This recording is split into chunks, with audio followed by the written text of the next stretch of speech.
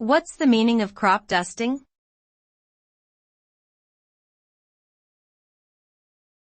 Crop dusting.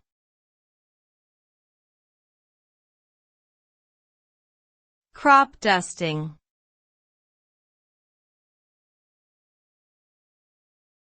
Crop dusting.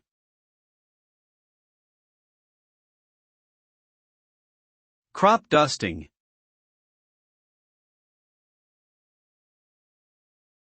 Crop dusting is the practice of spraying crops with fertilizers or pesticides from an airplane.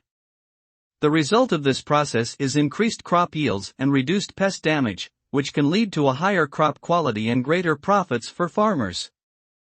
Crop dusting can also be used to eliminate weeds and other unwanted plants, allowing crops to grow more efficiently. Overall, crop dusting is a valuable technique that helps farmers protect their crops and maximize their yields.